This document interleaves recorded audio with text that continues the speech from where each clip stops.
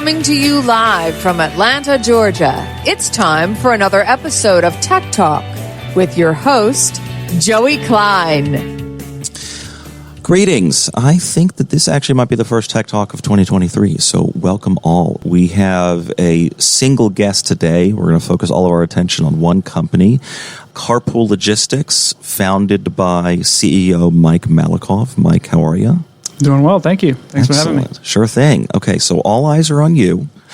And let's start with just kind of a headline executive summary of what does Carpool Logistics do? So Carpool is a car shipping marketplace.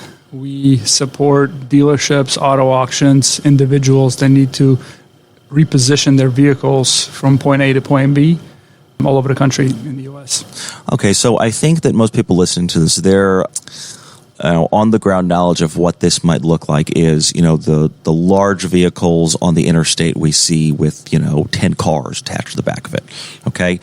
What percentage of the car transport market do those vehicles make up?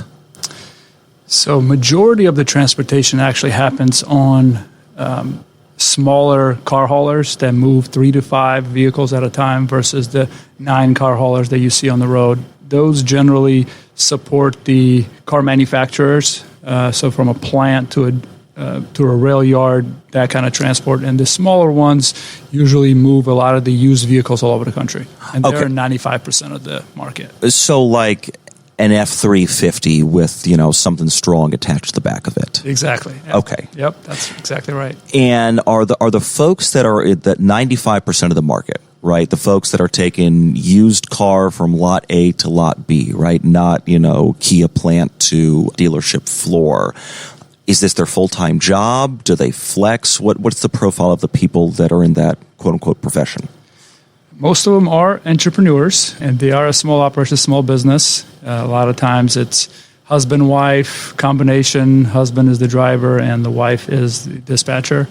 But yeah, it is full-time generally, and usually it's, small companies, it's 1 or 2 trucks max. Okay.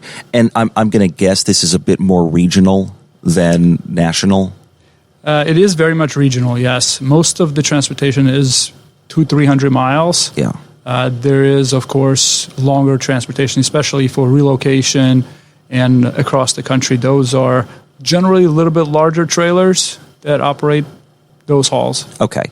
But, for most of it, obviously depends on the size of the state, but mostly staying within the state, or if not, maybe going one state next door. Pretty much, yeah. Okay. 200-300 miles generally is the range. Okay, so what is the relationship right now between those kind of mom and pop operations and the dealerships that they serve? How do they get business? How do they get opportunities? How do they function in terms of payment? Like, what is the disruption that was needed in this space? So it's extremely fragmented market. So as I mentioned, a lot of the small operators, they can only handle whatever their truck can fit. So dealerships have much larger need to support them all over the country. So they want to have 1 or 2 vendors that they work with rather than a plethora of large companies. So, and technology lacks in the space. Obviously, as operating a small trucking company, they generally don't have a lot of technology. So there's lacks transparency. You don't know when the vehicle is getting picked up, when it's delivered. So the communication and the flow of the dialogue is very challenging. So, and ability to track those vehicles in transit is almost non-existent. So one of the things that we at Carpool are focused on is creating that transparency, creating the ability to track those vehicles in transit, as well as we also focus on pooling multiple vehicles that are moving in the similar direction that help reduce costs and emissions. Sure. Okay. So let's say that someone is, they've got the capacity for 3 cars. They're picking up, 2 from Peachtree Corners. They're going up to, let's call it Greenville, South Carolina. If this basically gives them the ability to say, there's a separate dealership that's in Buford on the way where I could pick one up and it's going to the same place. That's exactly right. So we try to aggregate those so it's already pre-planned for our partner transport companies. So we bundle those, give them a full load so they're able to transport it to Greenville, and then we'll also help them from Greenville to get back home. Okay. And so your end consumer is the dealership that is using this technology to better enable the transport of the vehicles. It's we're double-sided marketplace. Both sides, yeah, okay. Right? So on one side it is a dealership, and on the other side is the transportation company. They're both our customers. Okay. And we just help coordinate flow of information. That is a very interesting. I always, whenever we talk to entrepreneurs, and we're kind of focusing on how does a company kind of go from infancy to product to saturating the market with its solution. I always think about the sales process, and part of that is probably just what I do for a living. But the double-sided marketplace is a very complicated problem. In addition to the fact that you have a very fragmented marketplace, you have small companies. How are you finding all of these, whether it's the mom and pop transporters or the dealers? That has to be somewhat of an arduous task to find all these folks. So 30% of our business is referrals, which is helpful. Yeah. But it is a direct sales process where we reach out to our potential future customers and see if there's a pain point with their transportation needs, and that's whether they're buying vehicles at an auction and need them shipped to their store, or they're sending wholesale vehicles to the auction, or if it's a consumer buying a vehicle from the dealership needing to ship that car to their house. So it is a direct sales process, but we do get a lot of referrals, which is okay. That helps. Yeah. So what are the folks that are not using your technology doing right now?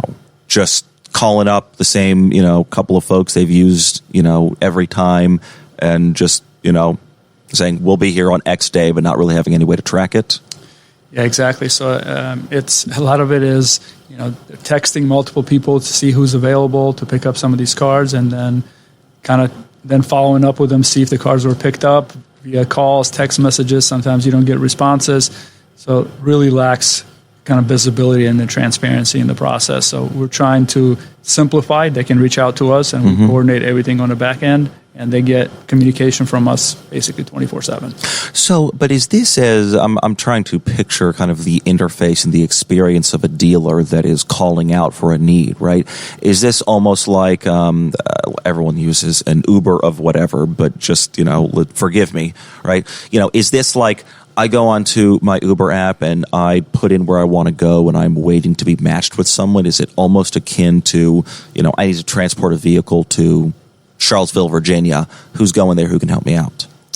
Yeah, so it's, we are the ones that are doing the matching. Okay. So the dealership reaches out to us, and then we control the equation from there. They don't need to be involved in the matching process. We already have pre-vetted transporters that handle different routes all over the country, and we automatically will match them with those and pre-bundle cars and then match them. Okay, so it is not just software. You really are offering kind of the full service. Yeah. Absolutely. Yeah, we're not a SaaS platform. It is a marketplace where we're the ones, we take the order in, we aggregate, make it more efficient, and then assign it to the pre-vetted transportation companies that we already have on our platform. Let me ask you this. Did you consider the other way around, the example that I just gave, and decide on this for whatever reason you're going to give me why it's a better business model?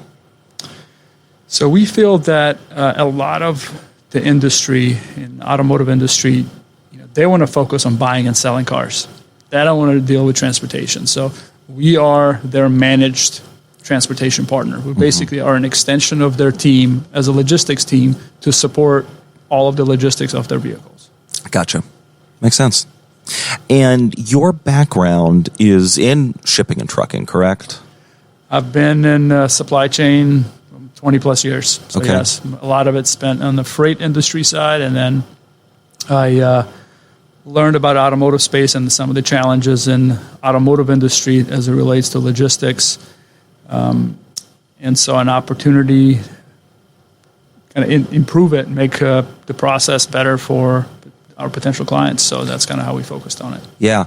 Okay. So look, there are some people that are just, they can't work for anyone else, and they start a business right out of college, and that's all they can do. And there are some people that I find are, after however many years of professional life, and they have the light bulb and they do it. And I find those two people fall into two camps. Okay. Some of them are those that have always wanted to do their own thing, just never really had, the idea or the opportunity to do it. And others really, it's like they wish someone else would do it. They're not really an entrepreneur at heart, but like, God, no one else is going to solve it. And you're making me do this. Do you think that you fall into one of those two camps, or is there a third or fourth camp that I'm missing that you think your psychological profile is in? Interesting point, and I've had a lot of conversations around about this topic. So I'm probably unique in a way because you have, as you mentioned, you have younger adults that come out of college and they want to be entrepreneur from day one, and that's what they start doing right away. They do multiple startups in their career. Some fail, and hopefully some succeed. And then you have other professionals that may or may not get into the entrepreneurship. So I've always wanted to be an entrepreneur, and I was waiting for the right timing and the right opportunity. That timing and opportunity came up during COVID, where I found the right problem to solve. We felt that this space had growth opportunity because you have the electric vehicles going direct to consumers. You have people buying more cars online. A lot of that drives direct interaction with the consumers, and the experience was very poor. So we thought that was a good opportunity to streamline that process. So, I certainly consider myself in that category where I have the experience in the industry, the will to succeed as an entrepreneur, because I've managed teams, I've scaled businesses in the past, and having the right moment in your family life as well, and support system also certainly helps. Now, look, that's a big one too. Depending on the profile of your spouse or your kids, and look, I didn't think about that until I was in that position. But there's a whole other set of people that your actions have consequences for. That's probably one of the most challenging parts. That if you have been in the workforce for 15, 20 years. A lot of times you're married with children to quit your, at that time, probably a lucrative corporate career and start something from scratch is when your expenses are probably the highest. Exactly. Yeah. It's very risky. You have children, you have to pay. And so having the right, spouse that can support you and the right infrastructure is very important to be successful. Yeah, because look, at the end of the day, I was sort of at a basic. I don't know who told me this. Maybe a mentor early in my career, but essentially said, look, the first step that you have to take to bringing everything to work and being the most effective that you can be is if everything is okay at home. If something is wrong at home with whoever your partner is, and that mental strain is on you, there is no way that you can be 100%. And he was absolutely right. Absolutely, 100%. Entrepreneurship is a roller coaster ride already, so you have to be grounded, and you have to have the right support system to get through it for sure. It is a very important part.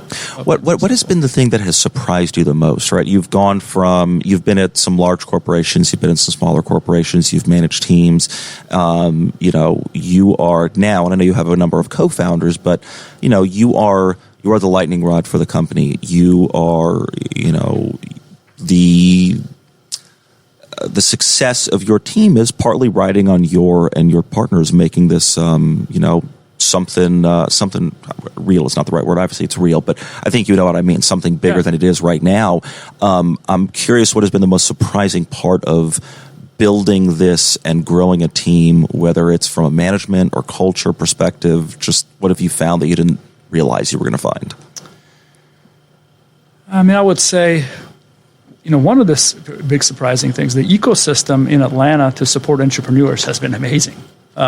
We've been part of the Atlanta Tech Village building since the day we started the business.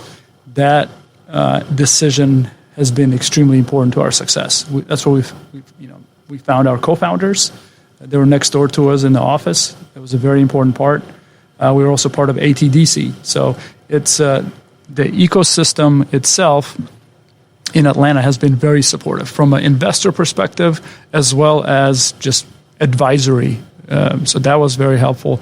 And then as we continue to grow, having the right people in the seats and the right team has been extremely important as well, because I have 3 other co-founders, and each one of us owns our own lane. We know what our accountability is, and we focus on that, and that creates growth and success for us.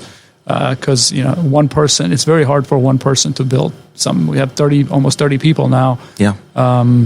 So everybody plays a critical role, and the team that we're building also plays a very critical role for us to continue to grow, because we can't do it alone. That's right. And, look, it's in the early stages, it's kind of all on, you and the co-founders. And then there gets to sort of be this nebulous point in between where power is becoming and influence is sort of diffusing throughout the organization. And it's maybe not as simple as it used to be where, it's 4 of you in a room and you just all know the same things. Each key, the individual contribution of each player really means a lot more than it ever did before. Yeah, absolutely. I mean, we're at that stage already where, if you were a strong individual contributor and you're in a manager role now, you got to stop being an individual contributor or we stop growing. So it's extremely important for the leadership to lead and not do. That's right. Set the tone. This is an interesting time nationally and I think for Georgia in the car industry. Look, obviously you happen to live here, and so this was started in Georgia. Georgia is just crushing it from an automotive perspective right now. It's really incredible to see. Yes, the Southeast is like the new battery belt. Right. You have, it's not just the EVs, right? You have a lot of the foreign companies, automotive companies, had already established themselves pretty well. Mercedes, obviously headquartered in Atlanta. Yeah. Porsche's headquartered in Atlanta. BMW has a plant in Greenville.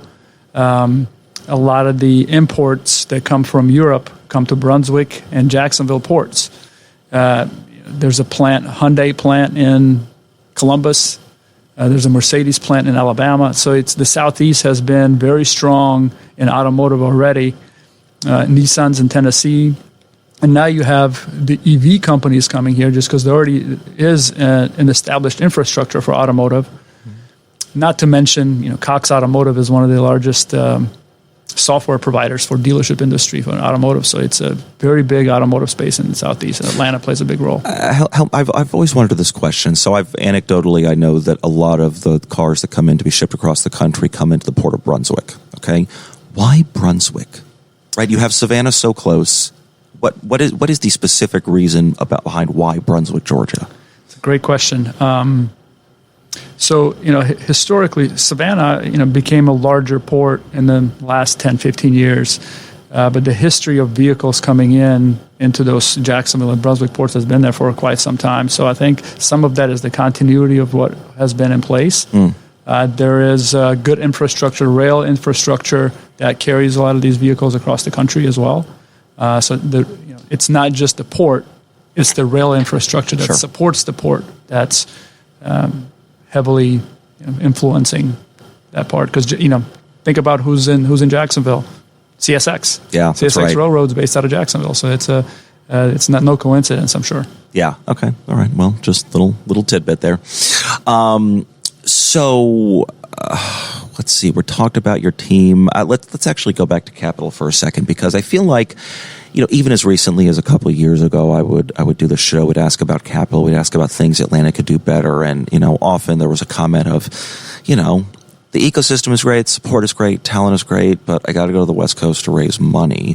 Now, I think that we've seen influx of a lot of West Coast or Northeast operations that now have an office here and have set up roots here. I'm curious, do you feel the ecosystem from a capital perspective is markedly different than even a couple of years ago? Because from an outsider's perspective, it feels that way. It feels more robust than it used to be. It certainly feels a lot more robust. I mean, there's a good support system from investor perspective in Atlanta or the Southeast in general. So there's multiple funds that already operate in the Southeast, and then you have, as Atlanta continues to grow as a large tech hub, you have a lot of the VC firms opening up shop in the Southeast as well, and obviously Atlanta is one of the key hubs. So it is becoming a lot more attractive. So there is, I presented at Venture Atlanta, and there were a lot of out-of-town investors in visiting. Some of them have offices here, so it certainly, there is a lot of attention on Atlanta. There is. I think, look, the Sun Belt is doing quite well. Atlanta is doing quite well on a number of fronts. You mentioned presenting at Venture Atlanta. I just have to give you kind of another shameless plug here. I believe that you are on the Atlanta Inno Awards Companies to Watch, correct? We are, yes. Thank you. Yeah, just making sure that we got that in there.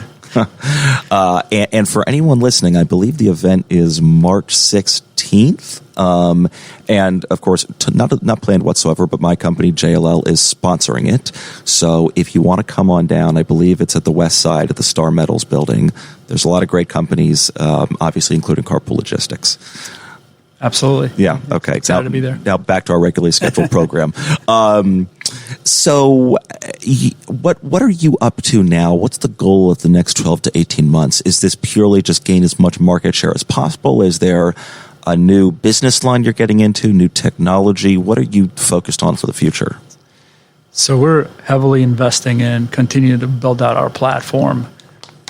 We've doubled our software development team in the last few months, and core focus is on continuing to build out the platform, make it as efficient as possible, create as much efficiency for our customers and visibility as possible. So the tools that we're building are constantly getting enhancement. So that's one of the big focus areas. And then also continue to build out our sales team and organization, because we're not even scratching the surface. I mean, being in Atlanta, we obviously started out in the Southeast heavily, and the goal is to expand across the U.S. So, does your expansion? I'm presuming about your sales cycle, and you can correct me if I'm wrong, but this seems like certainly for most of these a fragmented marketplace like this is probably an over the phone sale as opposed to kind of an enterprise in person sale. Are there geographies or prospects in which it really makes sense that you've got to have someone on the ground there? It's a mixture of both. Yeah. Automotive is a very relationship-driven industry, so being local in local markets is very helpful.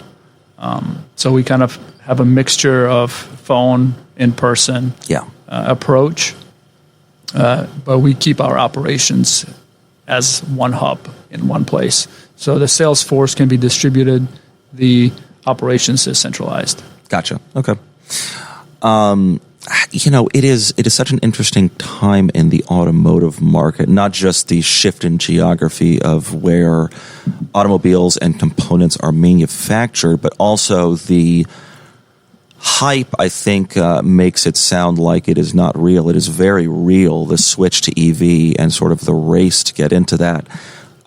Not a specific question, but just kind of your thoughts on where things are, who you see as some of the future winners and losers, where you think innovation is going to be, just overall thoughts on the market as it kind of switches, probably one of the most significant shifts since the invention of the automobile, really. Yeah, absolutely. The automotive industry is certainly going through a renaissance. We're probably going to see more change in the next 5 to 10 years than we've seen in the last 50 years. So electrics are not going away. They're certainly here to stay. And there's going to be a pretty aggressive push in the next 5 years for all manufacturers to start significantly expanding that segment. So, and also,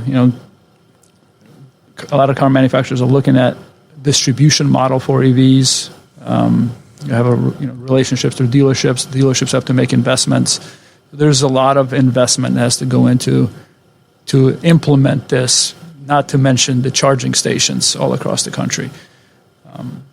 A lot of innovation around batteries is important.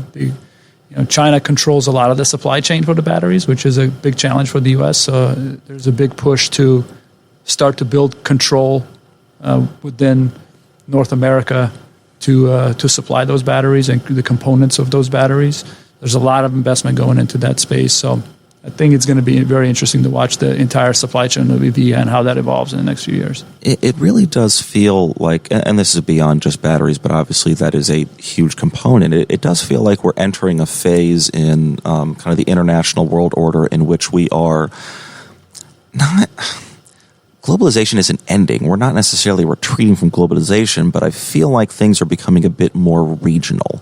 I think that certainly the United States is understanding that, look, there was absolutely a business case, in the last 50 years for putting a plant of whatever kind halfway around the world.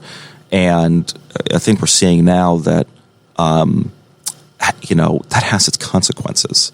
There is a real advantage, jobs, culture, national security to having things on our own shore, or at the very least, our own continent. I mean, I think Mexico is going to be a very big winner as well in this switch. Yeah, absolutely. Nearshoring is certainly happening.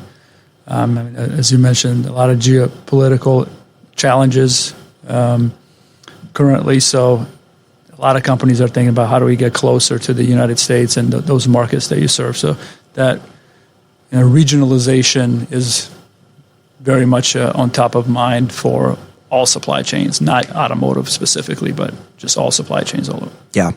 I mean, the service you're providing, it obviously, look, at the stage that your company is in, it is very important to focus on doing, generally one thing really, really well and carve out an niche for yourself. My hunch is that the service that you're providing and the technology that you are using for that service can probably be used for other sort of transport models as well. And I'm curious if that is something that is on your long-term radar, or it's too far away to even think about that right now. Yeah, kind of like you mentioned. I mean, our core focus is around vehicles. Mm-hmm. We plan to stick to that core focus. There is...